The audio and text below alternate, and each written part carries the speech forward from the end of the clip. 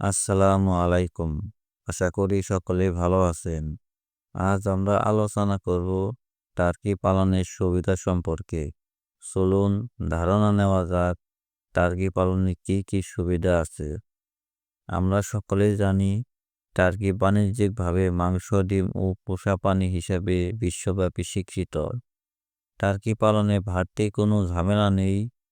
Turkey বাণিজ্যিকভাবে মাংস উৎপাদনকারী একটি প্রজাতি, তবে ডিমের জন্য এটি কেউ ব্যবহার করবেন না বা পালন করবেন না।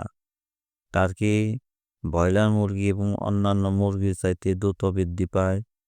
টার্কি পালনে খাদ্য খরচ কম, কারণ এরা দানাদার খাদ্য চেয়ে ঘাস, লতা পাতা জাতীয় খাদ্য অনেক বেশি খেয়ে থাকে। এজন্য এদের দানাদার খাদ্য অনেক কম লাগে এবং খাদ্য কেনার টাকাও বেঁচে যায়। টার্কি যেহেতু দেখতে অনেক সুন্দর, বাড়ির সৌন্দর্য বাড়ানোর জন্য এটি একটি অনেক বড় ভূমিকা পালন করে।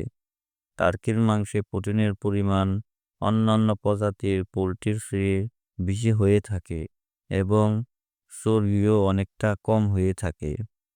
টার্কির মাংসে অধিক পরিমাণে আয়রন, জিঙ্ক, পটাশিয়াম, ফসফরাস থাকে।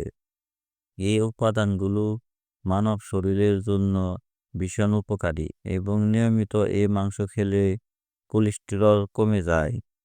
টার্কির মাংসে অ্যামাইনো অ্যাসিড ও ট্রিপটোফ্যান অধিক পরিমাণে থাকে, বিধায় এদের মাংস শরীরে রোগ প্রতিরোধ ক্ষমতা বৃদ্ধিতে সাহায্য করে। টার্কির মাংসে অধিক পরিমাণে ভিটামিন ই থাকে, যার কারণে রোগ প্রতিরোধ হিসাবে কাজ করে। অন্যান্য পাখির তুলনায় এ রোগবালাই কম এবং কিছু নিয়মকানুন মেনে চললে রোগবালাই থেকে মুক্ত থাকা যায়।